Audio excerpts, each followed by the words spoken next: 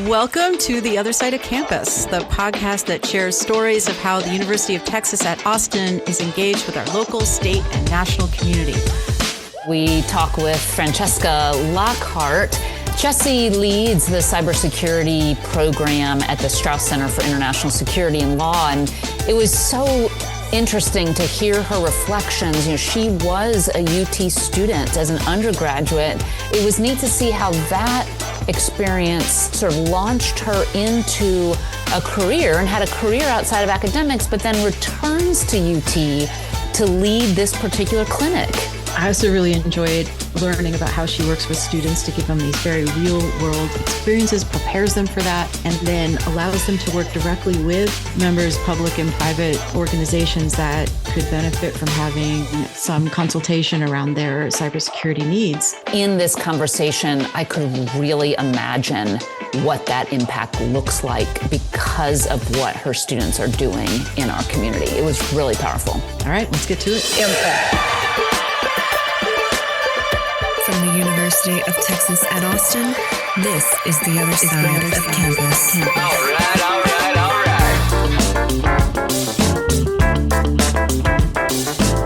Well, we can get started. So welcome, Francesca. It's really great to meet you. It's great to think together about your important work at the campus and how it connects with some of the things that Jen and I have been thinking about. I'm Stephanie Seidel-Holmsten, Associate Professor and Associate Director of International Relations and Global Studies. I'm also co-director of the Brumley Next Generation Scholars Program. And I'm Jen Moon, Professor in the College of Natural Sciences. We have been thinking a lot about the ways our university makes an impact in the world, how teaching prepares students to contribute and lead in the world. Living in this age of technology means we're all impacted by issues in cybersecurity, and that happens to be our discipline topic today. So what I'd like to start off with is just understanding what originally sparked your interest in security and intelligence work. Sure. So I'll have to go all the way back to actually my undergraduate days at UT to answer that question. It really is a full circle moment here.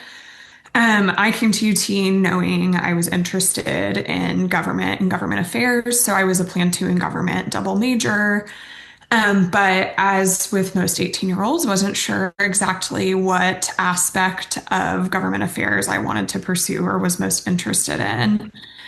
And I found ultimately that security and intelligence, as well as just public safety kind of as a general aspect of human security and the role that the government can play in people's lives, was really my passion area. And the way that I found that was through a combination of the courses and learning opportunities that were offered to me through my undergraduate majors, but then also getting involved with the Clement Center for National Security and the center that I now work at, the Strauss Center for International Security and Law, as an undergraduate fellow, with both centers participating in their events and programs, meeting amazing speakers, going to their public events that were focused on intel and security, ultimately led me to my career path that I'm in now. Yeah, those are just stunning programs on campus, right? So exciting to see students connect with professionals in all sorts of different fields so that they themselves can begin to think about, sort of where do they fit in.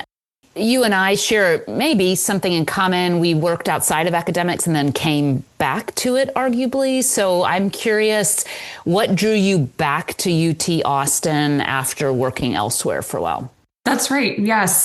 So I, after graduation, worked at the Texas Department of Public Safety for several years. I went actually to Texas DPS because of a connection that I had brokered through being involved at UT as an undergraduate student. So that network was very helpful and remains so to this day. But I had spent, as I mentioned, several years at Texas DPS, and my work there was really focused on homeland security programs, especially around prevention and better intelligence-led policing for counterterrorism, cybersecurity, counterintelligence issues. So when I saw the position that I'm currently in as the Cybersecurity Clinic program lead open at the Strauss Center, I felt like, one, I was ready maybe for a different workplace environment, not due to any bad reason, other than I just spent my whole career at DPS up until that point. But two, I thought, what a wonderful way to marry my passion for UT Austin to bring opportunities to students whose shoes I was in not that long ago. But then also, again, bring my passion for that preventative piece, helping others, spreading kind of a public safety mindset through the program, the Cybersecurity Clinic. And luckily, when I applied and interviewed, the board that was put together by the Strauss Center agreed that that was a great background fit for this position, running our experiential program, and again, showing students a career field that maybe they wouldn't otherwise have gained exposure to. Yeah. So as you mentioned, so you're the program lead for the Cybersecurity Clinic. And I'm wondering if you can just share a little bit about what that is. Absolutely. So the Cybersecurity Clinic functions really similarly to law school and med school clinics, where it's a learn then do environment. We take students from across the university, both undergraduate and graduate students, train them in basic to intermediate cybersecurity knowledge, skills, abilities, and best practices. And then in their second semester with us, they deploy to work with client organizations, our patients or our, legal clients to extend the analogy, if you will. And the students spend the entire semester working in teams of 3 to 4 to customize and render a cybersecurity improvement solution for the organization that they're working with. So typically these are organizations that have had little to no prior IT or cybersecurity support, or we consider them low resource and that maybe they need augmentation of an existing team to really accomplish some of that low-hanging fruit cybersecurity protection that they otherwise may not have time or budget or manpower to implement. So this was a partnership actually that was brokered as a town gown partnership with the city of Austin. And then the Cybersecurity and Infrastructure Security Agencies, the Federal Agency for Cybersecurity, their cybersecurity advisory board. That was the inception of the idea. And then I was brought on to implement it. And we're on our third academic year now. Wow, that's so cool. What really are we talking about in terms of helping local folks protect themselves in this way? So our services, as we call them, really run the gamut. As I mentioned, we focus on some of that low-hanging fruit, kind of basic cybersecurity and information security protection. So though we're very customizable, we'll kind of meet our clients where they're at. We're really focusing on things like implementing multi-factor authentication across the organization, making sure that there are multiple layers of security on things like accounts and very sensitive data. Implementing security software is something that we commonly do. So this is things like, antivirus, for example, on everybody's computers to detect and interrupt any kind of malware or ransomware incident that could impact the organization. We might also do things like create policies and training and education and awareness for the employees at the organization. So things like what is a strong password or what is acceptable use and storage of something like juvenile data, for example, and how are we training and communicating to our employees that standard to make sure that everybody's information stays safe and secure. So, I think a lot of people think, oh, cybersecurity, it sounds like really complex and there's a lot of coding. But I think actually what we see a lot of is just helping with what we call cybersecurity hygiene and digital literacy around what it means to stay safe online and keep your systems and information safe.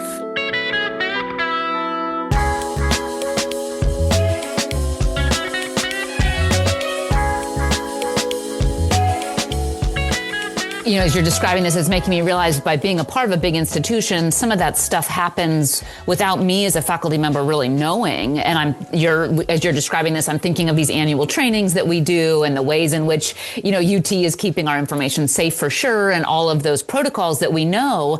But what you're reminding me is, right, smaller organizations might not have that kind of infrastructure to stand those things up. So could you give me like an example or two of kind of what might have happened if you guys hadn't intervened? Like, what's the threat here? Sure, absolutely. So I'll mention we work with what we call a blend of client organizations. So a mix of public sector, nonprofit, and small business, usually every semester, which is a lot of fun for our students to understand maybe the different needs and risk tolerance and priorities of those different sectors. Just to give a couple of examples, we often work with county governments, usually at least one every semester.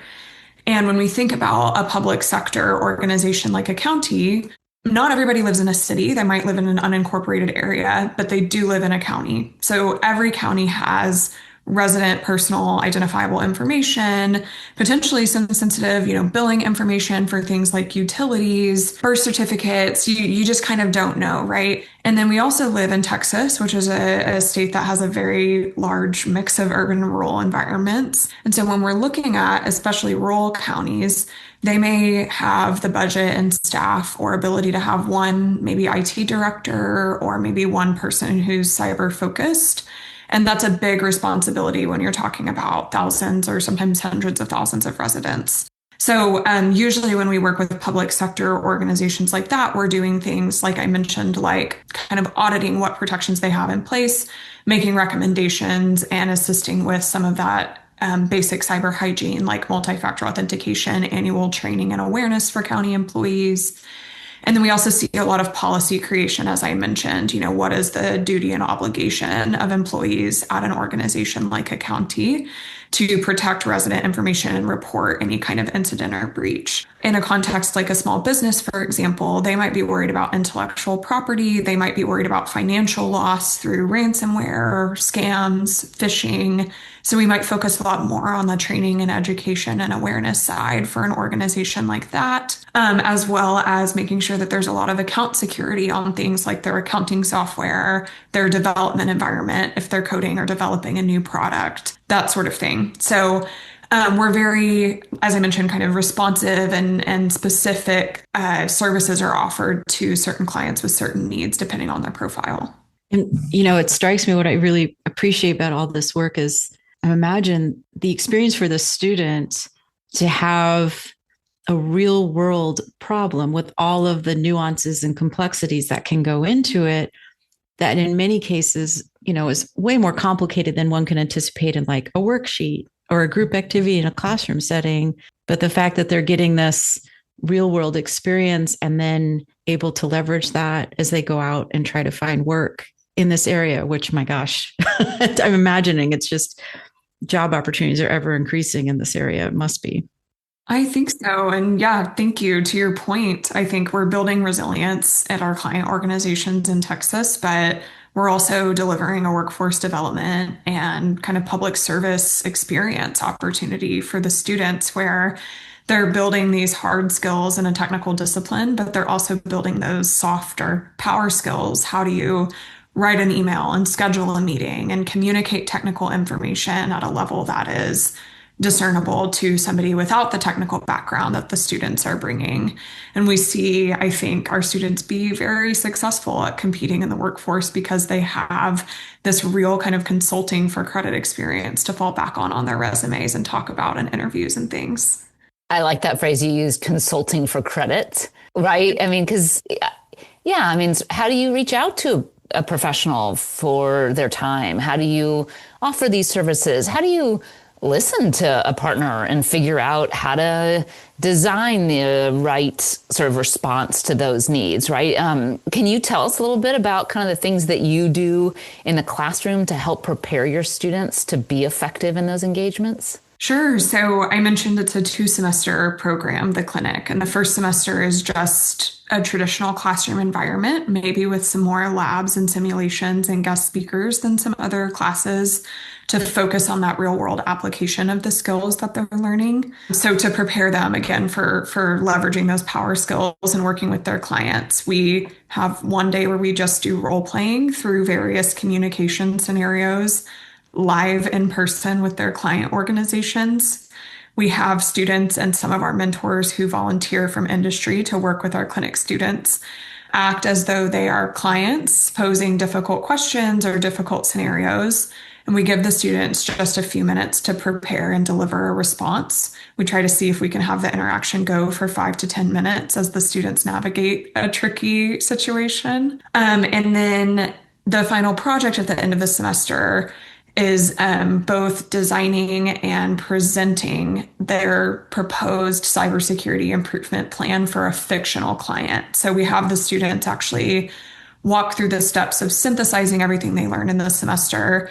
They get a profile of a fictional city that's facing some cybersecurity challenges. And then they put together a written report and a presentation and give that to, again, our mentors, our volunteers, for live feedback and again, coaching on how would you present this next semester for real to your client organization and sell them on the proposal and the work that you're scoping for the semester. So we do things like that to try to put, again, those skills into practice and synthesize the technical information with the professionalism and communication that will be expected of them.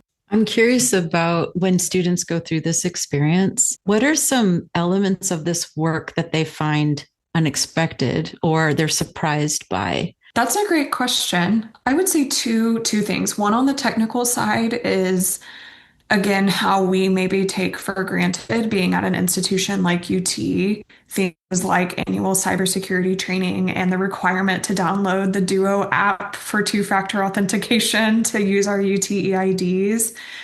In theory, we talk to the students about, this target-rich, resource-poor environment in cybersecurity with a lot of these public sector entities and small businesses and nonprofits that don't have that infrastructure. But oftentimes it still surprises them to go into their client environment and learn just how much work there is to do and how much of an impact they can make. On the power skills side, we try to prepare them for, what it's like to be a busy working professional. They might be used to texting their friends and getting an immediate response on something, or dare I say, maybe writing an essay or doing an assignment for class at the last minute.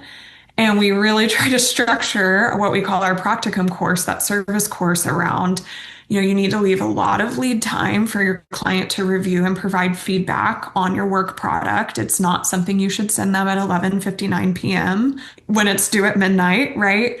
And, give them some grace and skilling and communication. It can take, 48 hours or more sometimes for these folks wearing many hats at their organization to reply to an email, or maybe they need to reschedule a meeting. And it's up to the students to be, very flexible with their time, very communicative and responsive, but also gracious with those real world kind of experiences that they're having as professionals instead of the student environment that they're used to. So that's fun to see them grow in that way.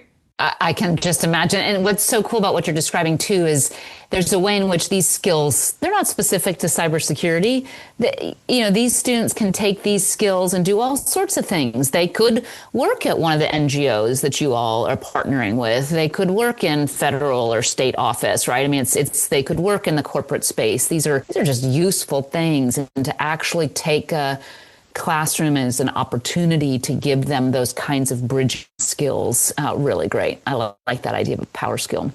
Maybe returning a little bit to sort of pulling back out your own experience. You, as you mentioned, were at DPS. How does having worked in that environment maybe inform the way that you think about designing these programs now for the students? Sure. Yes, as you mentioned, coming from industry into academia, I think I'm bringing more of a, I'm a manager and these are employees mindset than I'm a professor and these are student mindset in a good way, in a way I think is helpful. So for running our program, to your point, it's really teaching them how to be professionals in their first job. So I drew on a lot of my own experience in designing the course around some of those communication and professionalism expectations, having them practice things like having difficult conversations and writing and briefing for very busy adults rather than maybe for an English literature class or something like that. And I think my kind of favorite part of the practicum is that part of their grade actually involves almost like a performance evaluation. So the students actually help score each other on various competencies that are important for success in cybersecurity in the workforce. Their clients score them as well on an individual basis of how did they feel the students communicated, participated equally in the projects over the semester. And then their mentors also score them on that performance evaluation. So they get a 360 holistic view of what strengths were you bringing to the table? What areas did you improve on over the semester? And they get that written feedback just like you would in an annual evaluation in the workplace as part of their grade for the service course. I borrowed that from just being in the workforce, right? And having those performance evaluations and competency areas that I saw were important for success in this field. That's fantastic. And, I think that's one of the things that is so difficult to do, when you're in a very large sort of traditional classroom setting and you're teaching a topic, being able to give very targeted feedback. And as you say, this holistic feedback on many areas and aspects of the work that they're doing, just incredible. It's such a valuable experience for the students to get that experience receiving the feedback and how to respond to it, as well as just going through that process of that kind of evaluation. It's really fantastic.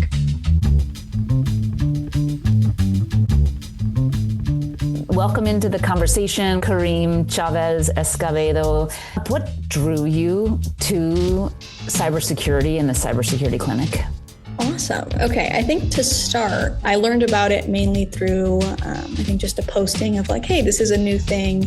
I ended up being an inaugural member, so I was one of the first ones. But what drew me to it was my previous professional experience. The past summer, I got to work with Procter & Gamble in their IT department, and I got to gain some hands-on experience with kind of cybersecurity incident response and what it looks like from a government's perspective to protect this commercial information. And I really liked that aspect of it, but I knew that I wanted to do more community outreach, and I didn't know how to do it. And I think this kind of just landed on my radar. So that's how I got introduced to it. I wonder, when did you realize you wanted your technical skills to have a sort of public or community impact? It was 100% the Cybersecurity Clinic. I participated in Cyber 912, and that was like a little strategy competition to actually apply cybersecurity skills outside of the technical realm, but more of like a national security aspect of it. And that was when I knew that I wanted to benefit the community. Like, I think this is a right to privacy, a right to security is so fundamental. And it felt weird that after working with my community organization, that a lot of the times the people who have the best security, digital security, are the people who have the resources to it. And that to me just felt kind of, I don't know, like there could be more to be done. I'm actually in law school right now, and I want to focus on cybersecurity law. And a big reason of why I chose the University of Texas is because of the additional programs like the Cyber Fellows. I'm actually excited to announce that I'll be the first intern at the new Texas Cybersecurity Agency. That agency is focused on protecting critical infrastructure in the state of Texas. What I love about this field is that it's so interdisciplinary, and that goes back to how the Cyber Clinic is kind of modeled, which is it's really a team effort. And I think one of the biggest takeaways from this clinic is that it's about changing the culture behind cybersecurity, and it's going to take everyone to really push it forward in whatever size the organization is.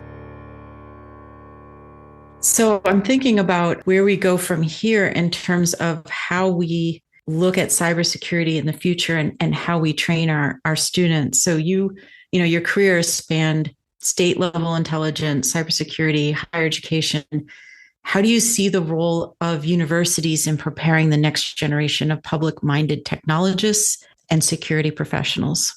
Definitely. That's a great question. One, I feel so lucky to be at UT Austin that supports and implemented a program like this and gave me the opportunity to bring it to the student body. I think that speaks to, again, the value of some of these town-town partnerships that universities can broker to help meet the local community needs in their area. And even beyond Central Texas, we work with clients throughout the state as the flagship, university of the state of Texas.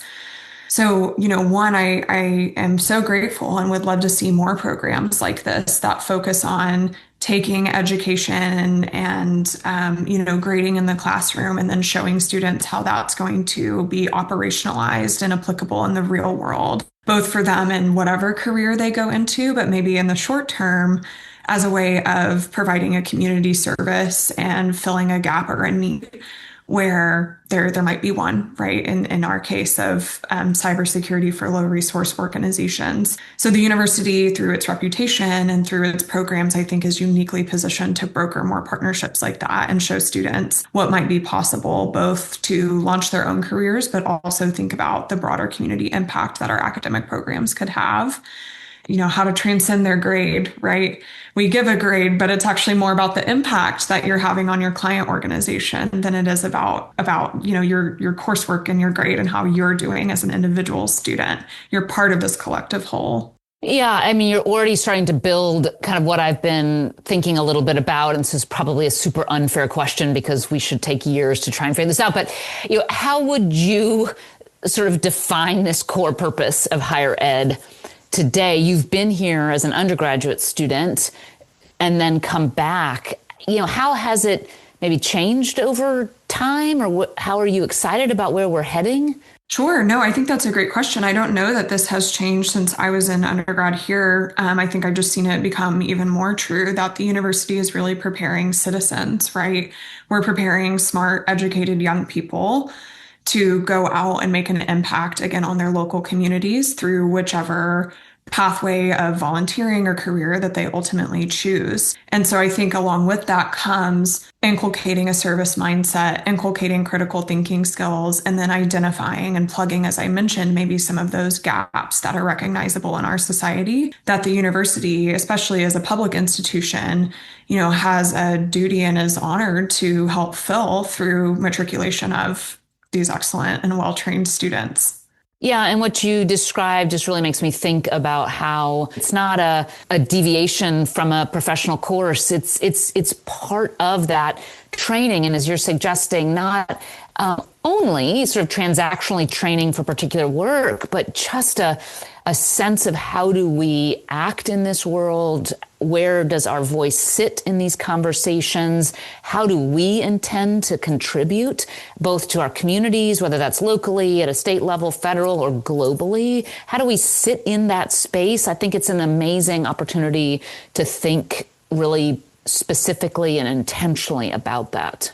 Definitely. And I think we're able to harness the young and amazing, energetic students that we have and, leverage that energy to go out and have them make a difference. We call them interception candidates. A lot of the students who come into our program, we're kind of intercepting them along the path that they're on, teaching them cybersecurity, but then also showing them a career field or a way to give back to their community that they may not have otherwise realized was possible. And I think that same thing is true for so many other programs and roles at the university.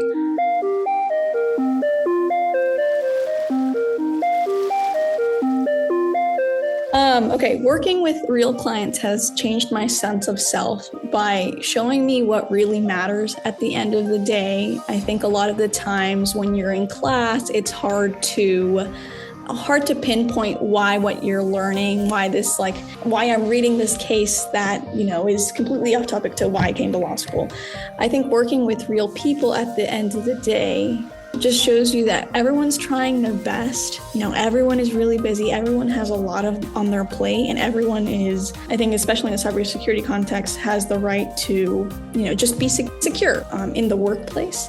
That's what makes me want to be a public servant is I feel more connected versus being in a corporate environment than I would be. And that's an intentional choice that I'm making. But I think it was really impacted by having this clinical experience, which isn't typical in undergrad. I think one of the biggest things whenever you're trying to find your place in the world is just knowing who your neighbors are, knowing what they're dealing with, just seeing how you can be a good member of your community.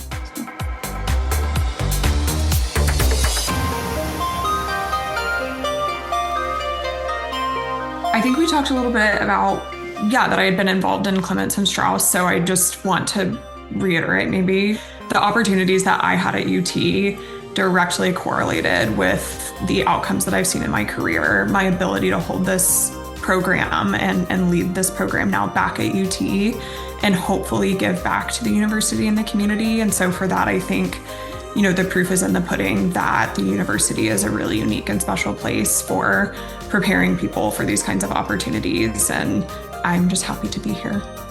Yeah, Francesca, that was beautiful. Thank you so much for your time today. That was super informative, and I love to hear about how university works in our communities. Thank you for this. Thank you all. No, I appreciate it so much.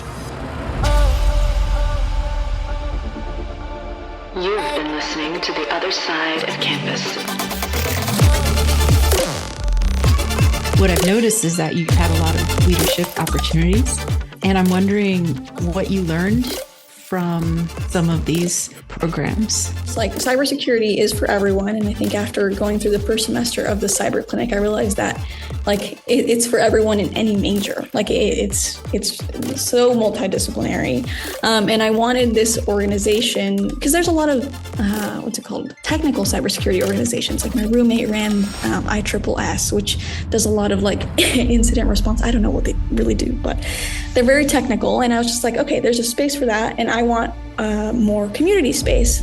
So after working with the clients, I wanted a way to reach out to students on campus to also show them what the clinic does, what cybersecurity can do, and how the different paths looks like.